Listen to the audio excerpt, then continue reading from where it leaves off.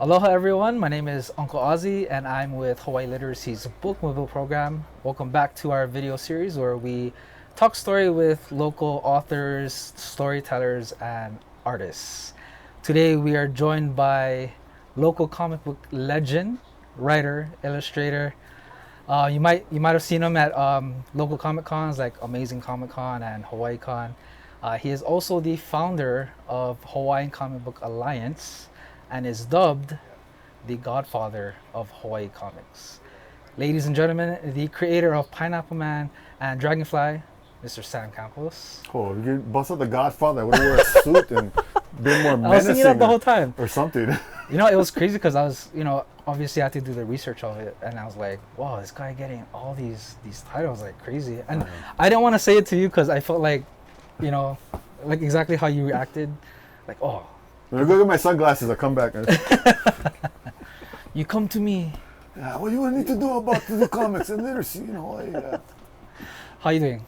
Good. Awesome. Yeah. So we've been talking a lot of story, setting up and everything. But I just kind of want to dive into it. So you are a local boy. Yep. Born and raised in Oahu, specifically in Ka'ava. Ka'ava, yes. Ka'ava. Between Ka'ava and Hakipu'u. Yeah. When they started putting up all the signs, right? And then you mentioned to me that the history of where you grew up definitely influenced your work. And then you said that you were lucky to be born there and to have roots there. Yes. Could you tell us a little bit about why that place is so special to you? Well, the trippy part is, like I was talking to my brother earlier. So my family, the Hawaii family, we come from we're farmers and carvers, fishermen, that kind of stuff. And we had a large taro farm for a long time. One of the things about history that I didn't know at the time was we used to walk on this road and there used to be these metal grates used to walk. Our property ran from the highway all the way down to the ocean. The reason I bring this up is these metal grates, so we walk on top. They used to hurt your feet when you're barefoot. I didn't realize at the time that they came from the runway that used to be over at Kualoa Ranch, because even when I was growing up as a kid, I used to drive past Kualoa Ranch and you see the bunkers and stuff like that. And until I went to Waikiki, Fort Tarusi, and I saw at the museum, they had an aerial photography of Kualoa Ranch, and it was the Army Air Corps station where they used to launch B-17 bombers and stuff. And what was fascinating to me, finding that out, because I would look at the land formations, I couldn't figure out why they were formed that way. And then once I discovered this, it was carved, the hills were carved out to back these plains inside. So the things that you're around, you're running around in this rich history, you don't understand it. And I was actually walking on it, touching it every day, driving past it, and I had no idea. And then you go to Ka'ava, in ancient times, it's like one of the most sacred spots of Oahu. From Kualoa Point to Kahana Bay, if you traveled past Ka'ava on a canoe, you had to lower your sail, and you had to paddle past because it's so sacred. And there's a lot of things in there, a lot of history in there. There's there's stories about a lava tube that goes from Ka'ava Valley all the way to Iolani Palace. There's that kind of things. You want to look at it from more modern style. So we had a sugar mill over there. We had Japanese immigrants that used to work over there. And as you're traveling through the neighborhoods and going in people's yards, you come across these graves with all these Japanese writing on top. And you find out later on that there were people that worked at that plantation. And so just the whole culture mix in one area. And then finding out also with the military sides that Ka'ava and Kahana was the survival training facility for all the Pacific forces in World War II. The property that I lived on top, the concrete that my house was built on top, used to be the old mortar pool. So that history there alone, just you start learning about that, what's in the mountains, the plants, you start finding ulumaikas in your backyard, that kind of stuff, and you're right there. You hear stories about the kids used to talk about, they used to see this thing called the red eyes. There's a story in Kava, and some of the kids they know about it now, that they would see this hulking creature run around the back roads with red eyes, which I thought was a joke myself until I saw it when I was 14. Yeah. And so I went, and my grandmother out of Hakipu, and I asked her, Grandma, what is that thing over there? She's like, silly. I go, what? She's like, it's Kamapua'a. I'm like, what? Kamapua'a. She's like, yeah, where you live, in the back of the mountain. The mountain is the pathway all the way to Punalu'u, where he lives, where he goes to Sacred Falls. So you start getting that kind of stuff up on you. So you start doing the research and reading about it. In one area, I got lineage from other parts of the world, families that lived and worked and died there. You got the World War II U.S. occupation of it and survival training for all these people that went to fight this war. Then you got, in modern times, supernatural things happening. A wealth of things to draw upon. And I was lucky to be in the middle of all that. Yeah. So did you have to ask, or did you have to like, was it more of like a process of like asking about those stories, or like happenstance you just come across of it? It's just kind of happenstance coming upon it, and then finding out wanting to more. And so luckily, my grandmother knew enough stuff, and then, and I pretty much grew up in a library, so I was always fascinated looking at different things. So, like you and I were talking about earlier about World War I books I found discovered in like the second grade, and so you start identifying these things and putting them together. But yeah, the library was huge. Yeah, it's crazy how like I think especially in Hawaii we find out all these stories through like especially the Hawaiian scary stories kind of thing, like Waipahu S Road. Oh yeah. I mean, it's kind of like that. It's ingrained in us, right? How we approach stories and stuff like that. So, awesome. Well, we talked about, like you said, we talked about the library, where you happen to have this fondness of reading and reaching stories, stuff like that. When did you start falling in love with comic books? Ooh, comics. I think when I was in the 4th grade, I'd come across this book. I hate to admit it, but I kept it. From the library? Yeah, in fact. That's okay, they don't know. In fact, oh, you get them? Yeah, I get them. This one book changed my life. Oh, nice. And I built everything upon it. And the reason why I got this book, and the storytelling was fantastic. The colors were great. The dynamic of this character who was raised by a single mother, who was frail and skinny and picked on by a lot of people, who never gave up in the face of anything, always persevered and stuff like that, really struck a chord with me. And at the time, my classmates and stuff were notorious for ripping pages out of books, drawing boobies and stuff on things, and I just couldn't let this book fall into their hands. Yeah. So I kind of never returned it. So that's cool. So if you guys don't know Captain America, which a lot of you guys know now because of the movies, Chris Evans, shout out to you. So what was it about Captain America that you kind of was so impactful for you that it started this journey of comic books? Just doing the right thing in the face of great adversity. Seriously, never giving up. Because the whole journey of Captain America he was really frail and sickly and stuff like that, and they even, like, the neat thing about, like, say, the basis, you want to know what Captain America is. If you see the movie that Chris Evans was in, there's a scene where he's around all these muscular guys, and the drill sergeant is upset that he's even in the program. And he takes a grenade and throws it in there. All the strong, heroic people ran for the hills, and the one frail guy did the right thing and threw himself on it. And that spoke to me as a strength of character that a lot of people need to have. And I feel like that's something I want to emulate. Nice. I want to be that guy. Nice. I mean, so just like you, I also love comic books and manga, obviously, for my shirt. Like the storytelling, the characters, the kind of the emotion. It's inspiring to everyone who takes the time to read and to watch all these things unfold. And you do have the admiration for Captain America. You also said Indiana Jones. Oh yeah. Also. Yeah. So I guess the question I want to ask for this one, like your opinion, what is it about these fictional characters and their stories that kind of leave that strong and lasting impression on like the youth and young people? Well, I can only speak for myself on this, but specifically since you brought up Indiana Jones, what spoke out to me about that was his quest for knowledge, history. And growing up in Colorado, I would stumble upon, like I was saying, ulamaikas in the backyard or chess pieces, and I'd hike along the mountain in Kawa Valley, and I would find things that a soldier left in World War II. Somebody just fell out of their bag and stuff like that. So you're picking up these different artifacts and you're learning about them. I thought that was fascinating. Like Indiana Jones, to me, he's like an academic man, a scholar in action.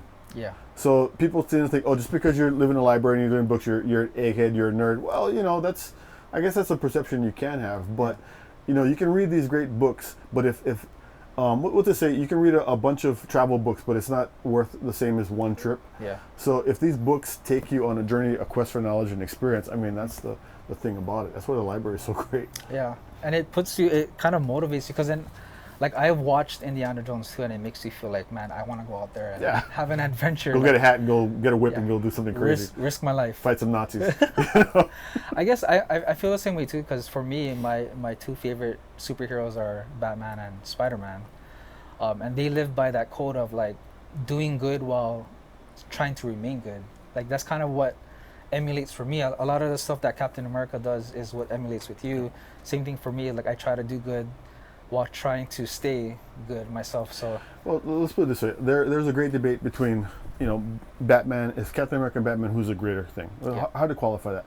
Like I was talking to my sons about, thinking Batman, for example. Batman doesn't have any superpowers. Nope. His whole great thing, I mean, the joke is his superpower is he's rich.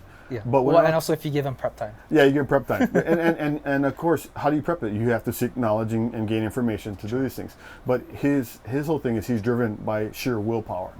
And he's standing in, like we'll say, the Justice League, right? He's basically standing among gods. Yeah. He's just a man in a suit. And what sets him apart to make him to be able to stand upon these mythological beings is his drive, his determination. And that's something that should reach out to all of us.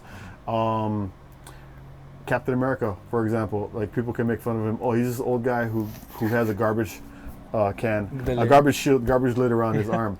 And you take that movie like Saving Private Ryan, the very opening scene of Saving Private Ryan on D-Day when they're dropping the gates to the landing vehicles, and all the soldiers got to run into a hail of bullets.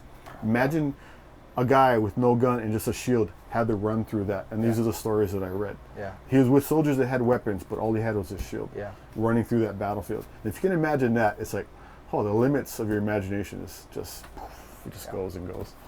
And it's cool too. Like I think the way that you explain it about like you have to see it at a different perspective. I think the same can be said about comic books and how people say like, oh, like it's just comic books. Like what are you reading or that kind of stuff. Like we think like literature is supposed to be just a book, and you write poetry and stuff like that, which is okay. But like, well, how about this? Why do we read books? Why do we like books? Why do we like movies? Why do we do that? One is for knowledge. Also, it's motivation. It also tells us stories on how to persevere and live. These are things that we all can relate to. Like you brought up Spider-Man earlier. Why is Spider-Man so popular? Because he has a mask on. Everybody can be Spider-Man. Yeah. I can be smart. Yeah. I'm just kidding. Also, I'm the fat Spider-Man with the sweatpants on. I'm the fat spider pig man. Oh, Spider Pig. Pig. Just kidding. Oh man. So since we're talking about fictional characters, you are obviously the creator of Pineapple Man Dun dun dun. and Dragonfly too, which I just found out, and that was super cool. Oh. Just reading about it, that was so cool. Crazy. But yeah, Pineapple Man in particular, I find super interesting because like your creation story for him could have happened to anybody. Like especially with like kids in the classroom or even me like being in the classroom and just creating this character. And then you also said that he started off as a joke, right? And then now he's kind of grown into this character there where you actually gave him a backstory. Yeah. Which is rich in like the just the history of the islands. So I guess what I ask you is, why was it so important for you to tie in Pineapple Man with the roots of ancient Hawaii? The reason why it was important to me was, I don't think that was my initial. I don't think that was what I intended to do. I just didn't want to be laughed at initially. Yeah. And I had never made a character before, and it had been beaten into my head my whole life that these things I liked. Two things I really liked was growing up was comics and martial arts, and I was told that they were stupid and a waste of time. And guess what? I've been paid professionally to do the most arts and martial arts.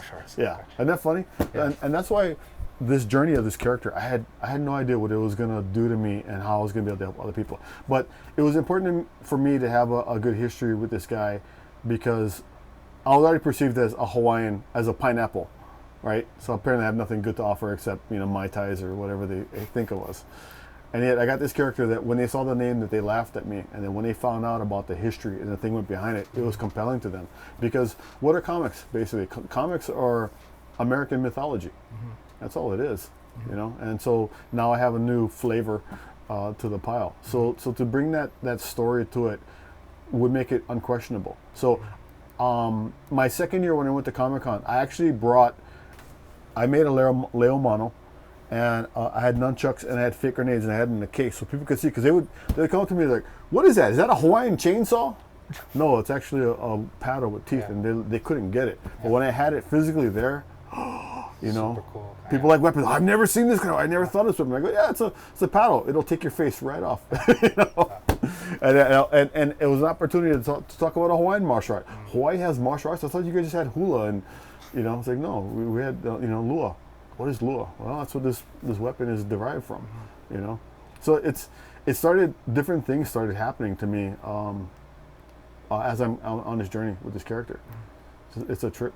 Which I love too, because it's now because like you said, you mentioned earlier about like Pineapple Man being this joke of like, oh no, Pineapple Man, right? Like, for me too, when I first heard about it, I was like, why would you name a character Pineapple Man? We left it there. Yeah, and I on like purpose. it. It's a false crack. Yeah. I call it the false crack.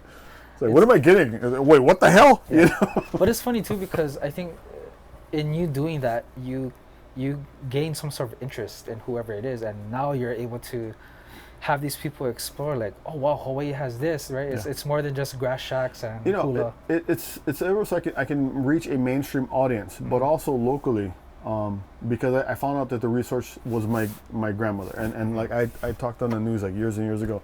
It's an opportunity, like if you like this story and if something you want to find out about it, ask your parents. If your parents don't know, ask your grandparents. If your grandparents don't know, go to the library. You know, it all comes back to people knowing what they want. Actually, that ties into my other question about, so now that Pineapple Man has kind of reached so many audiences, I know it wasn't an easy route for you, because I read, basically how you were going through it.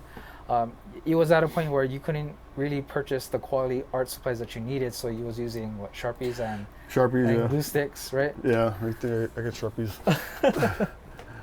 Yeah. So what's funny is like I'd be in San Diego, and the guys would be asking me, I had all these little artists and stuff like that, and they're with their fancy portfolio, stuff I had never seen before. Yeah. And they're looking at the work, and they're like, "What did you draw that with?" And I was working on a page, and I go, "You're right here," and they're like, "Nah, you're lying." Yeah. I go, "Why? I go, Sharpie. You do everything Sharpie." I go, "Yeah, I got the fine tip and I got the fat tip, and that's what I work with."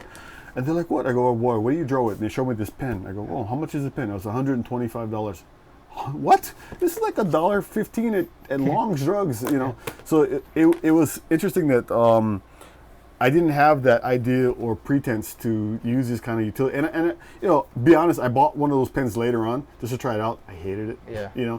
But the cool thing about that is the fact that I do this kind of stuff, and then coming fast forward into the future, that I'm able to present people who want to pursue these things in a way that's easy for them to attain. And the tools that I utilize are something that anybody can get. You can go to 7-Eleven and buy these, and yet you can make something that can reach a global audience. I mean, I think that's so important for people to understand. Your ideals are important. The things that make you happy are important. You have a story to tell it, but do it in the best way possible. Yeah, for sure. And that's why I appreciate it, because like now you're at this place, and like, I'm actually really happy that you have that kind of answer, because that's kind of like the audience that we're also trying to reach as Hawaii Literacy. Like, from what you have, you can make something, and you don't have to go out and get all this fancy stuff. Let's say, for example, like earlier you and I were talking off camera about, where you are in your life, and you're thinking about, these milestones that you have to reach.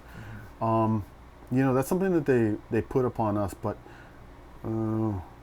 there's this guy, John Lennon, might have heard of him. I know that guy. There is a story about, the exercise was, what do you want to be when you grow up? And he wrote happy. And the teacher said, you don't understand the story. He's in elementary school, and he told him, I don't think you understand life. Now this man, now you think about it, it's like, whoa, it sounds crazy, but what are we doing? I mean, I had these plans to go to college. I was going to be an aeronautic person, studying. I was taking flight lessons, high school, out of the military base. I was going to be this pilot. I was going to do all these things, but I couldn't afford to go to college because, like I said, we're all poor dirt farmers, and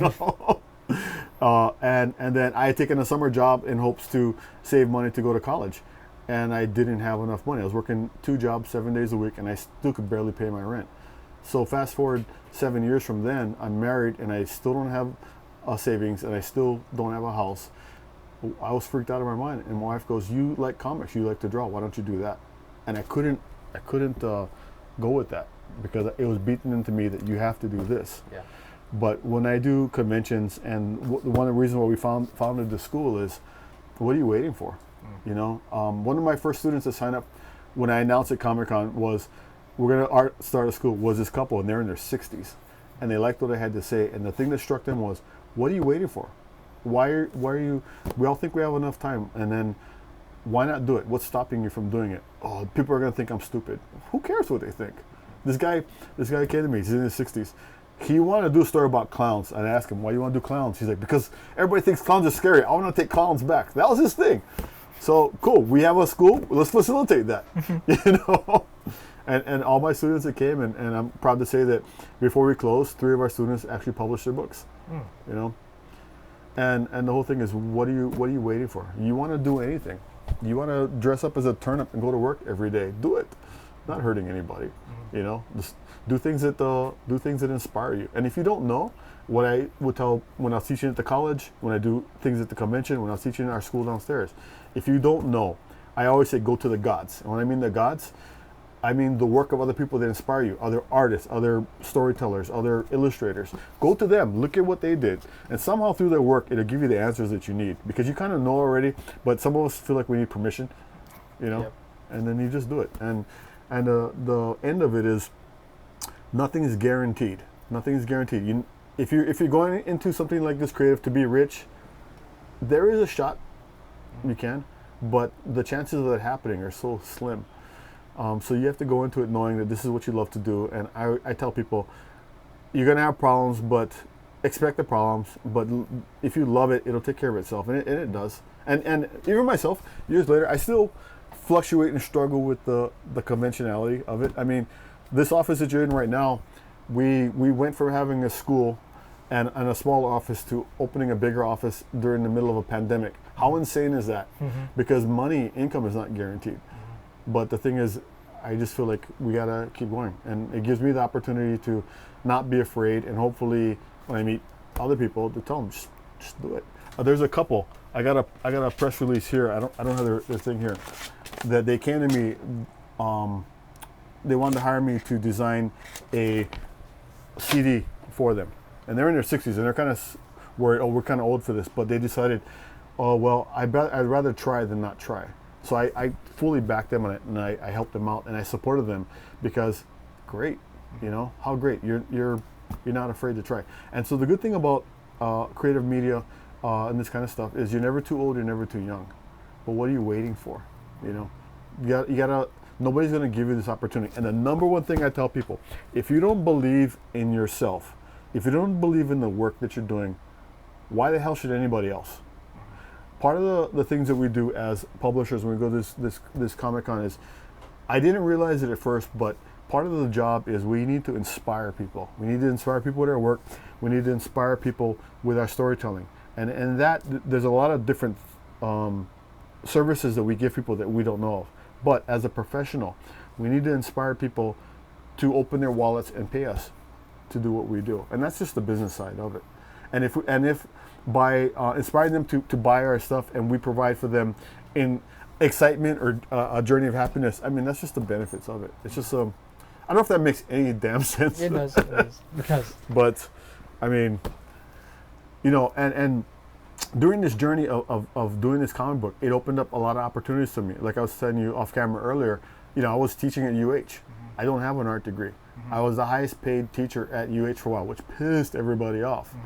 And one of my students had told me that he learned more in my class in 2 weeks than he learned in 2 years in college. And when I told my boss that, somebody goes, well, he probably wasn't paying attention. And he stormed out of the office, and I said, who's that? Oh, he's in charge of the art department. And so I told my student, I go, you don't have to suck up to me. He's like, no, seriously, you're just telling me straight that they weren't telling us. So I was kind of surprised to hear that. But, you know, and then from movies, and from the college, you know, it's funny. I wanted to go to college, but I was a professor at a college, university. Yeah. I get my paycheck would say Dr. or Professor Campos. And I go out and show my mom, look, I'm a doctor now.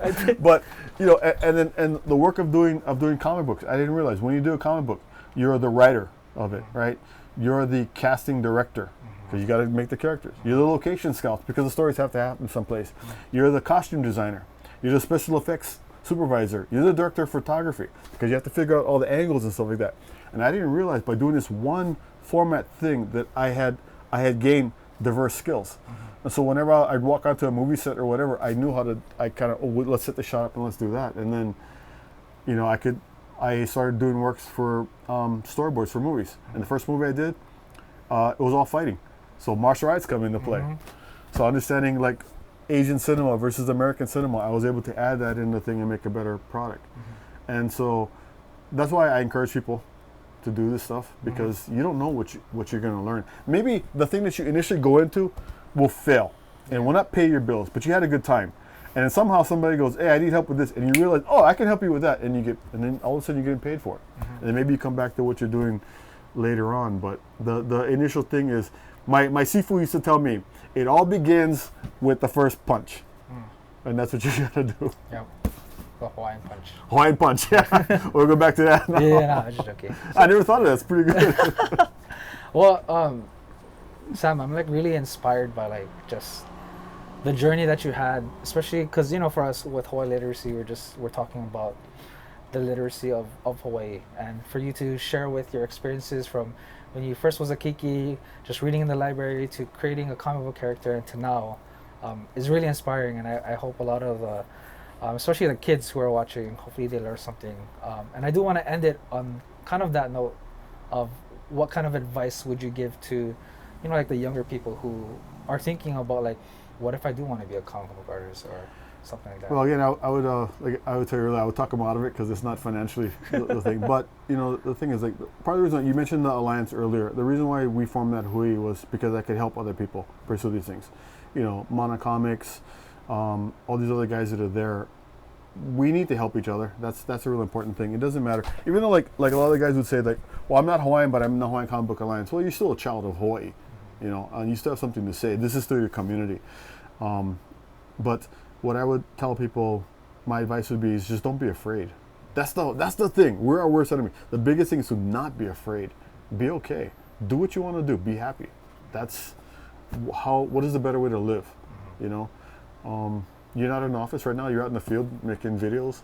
You know, you guys do other things. You guys help the community. I mean, you might not get a mansion tomorrow, but you don't know what's going to be around the world. I've gotten to meet so many people. You talk about Chris Evans, come full circle with Captain America. So I met Chris Evans on a movie set when he just started. Yeah, and then the big debate was, and it came down to 4 actors, and somebody asked me, who's going to be Captain America? I said, this kid. And they go, why him? He's a Human Torch. He can't do it. I said, out of all of them, he's the only one that's going to get the character.